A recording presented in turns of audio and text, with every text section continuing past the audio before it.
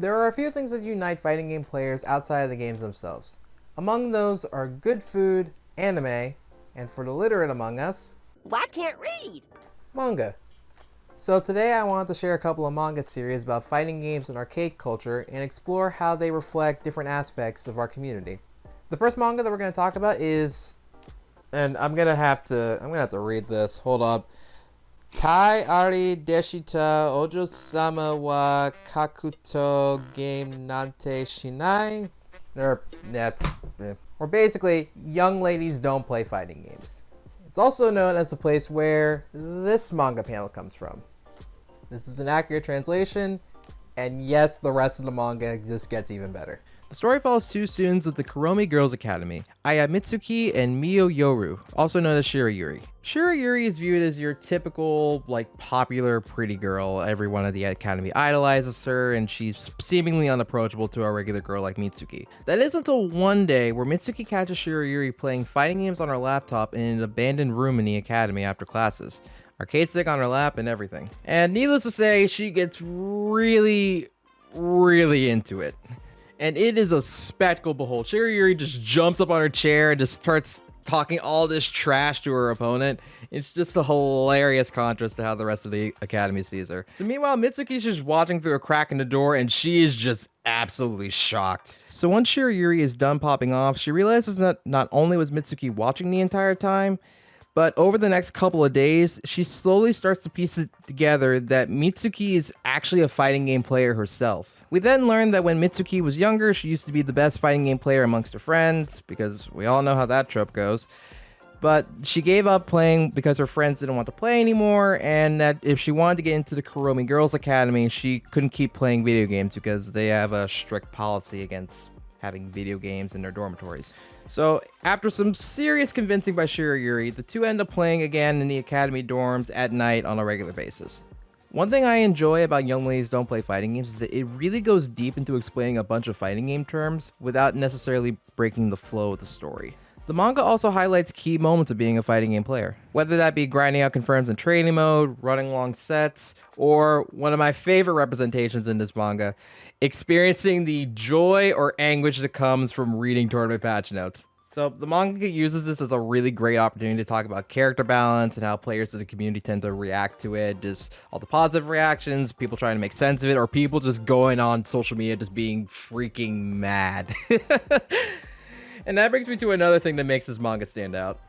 This series does the best job out of every series mentioned in this video at exploring the grittier, less esports friendly side of being in the FGC. The pop-ups, the trash talk that occurs between Shirayuri, Mitsuki, and the later accompanying characters feels genuine, and it captures the raw emotional side of being a member of the fighting game community.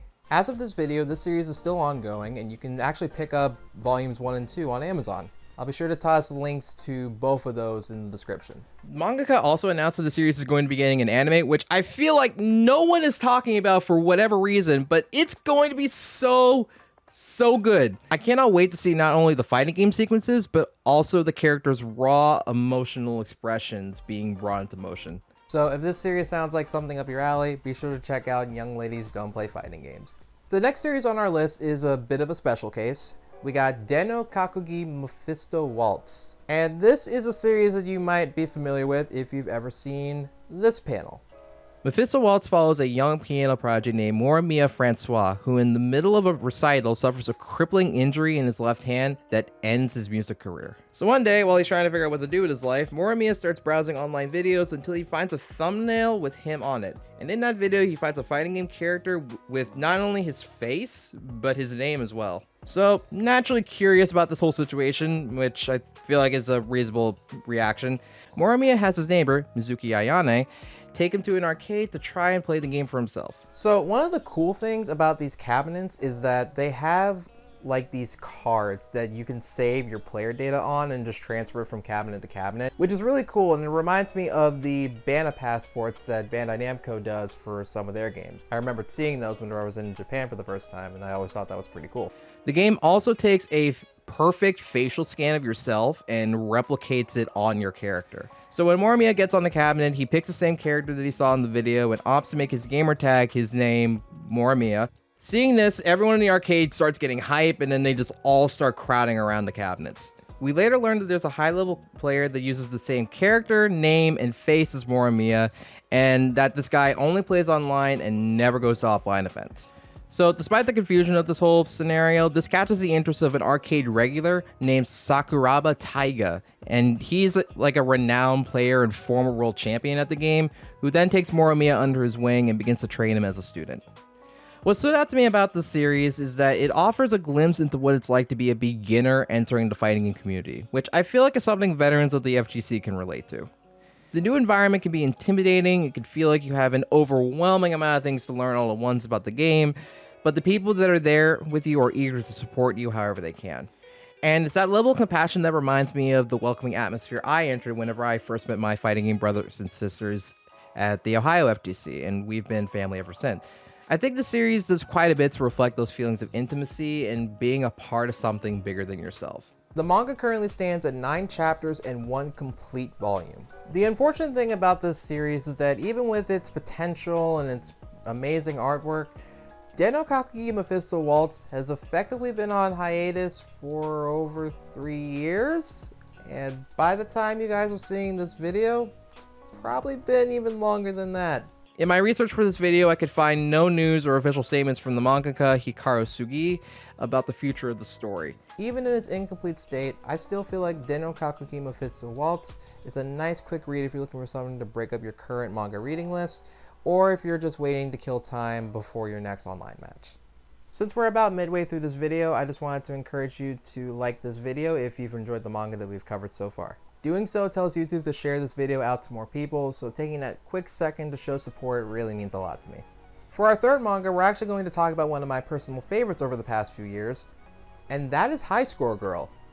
High Score Girl follows the story of Yaguchi Haro, a young boy growing up in the Japanese arcades at the start of the Street Fighter II era in 1991. His dominance in the arcades is cut short when he's matched up against a local Zangief player who turns out to be a girl he knows from his school. The girl, Ono Akira, is the youngest heir of a wealthy family, and though she appears to be a quiet and reserved person on the outside, you quickly find that she has one of the most lovable and expressive personalities of any character in the series. The story follows Haro and Ono's rivalry across the Street Fighter II series and the relationship that develops over the years as a result. The anime for High Score Girl has become a personal favorite of the FGC and has even been featured in some official merch and promotional material for EVO 2019 and EVO Japan 2019 and 2020. I even have an official crossover poster for EVO 2019 framed in my bedroom. The manga retains the same charm and endearing appeal that drew so many fans to the anime years ago.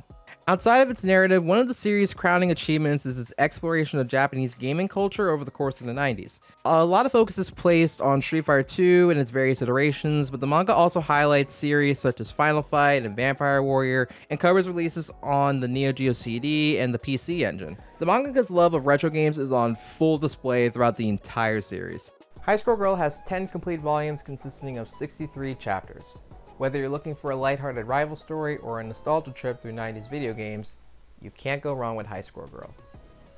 Those who keep a fairly close eye on fighting game legend Daigo Umehara are familiar with his book, The Will to Keep Winning.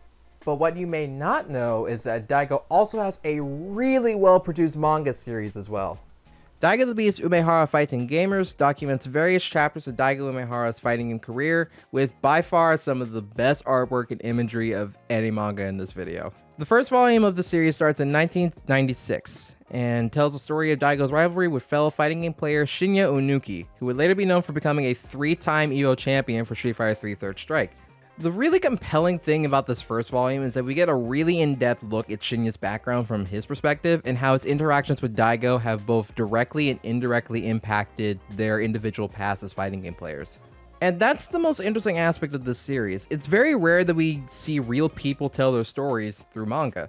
This manga excels at taking those moments from Onuki and Umehara's lives and transforming them into a cohesive story that hooks you from start to finish. Umehara Fighting Gamers consists of 81 chapters spread across 9 volumes, with each volume covering a different segment of Daigo's fighting game history. For the longest time, there were no complete English translations of the manga after the first volume's release back in 2017. But I am now excited to share that volumes 2 and 3 will be released in English for the first time over the course of 2021, and that Volume 4 will be released in early 2022. I highly suggest you pick up these volumes right now, as they offer a unique glimpse into the life of one of fighting games' greatest. If you'd like to pick up any of the physical volumes for the manga shown in this video, I've included links to some of the early volumes in the description below. I've really enjoyed putting together this video, so if you guys have enjoyed it as well, be sure to click the like button so that way it helps YouTube spread this video to more people. Thank you guys again for watching. I've been ShaolinPretzels, and as always, stay salty and keep reading.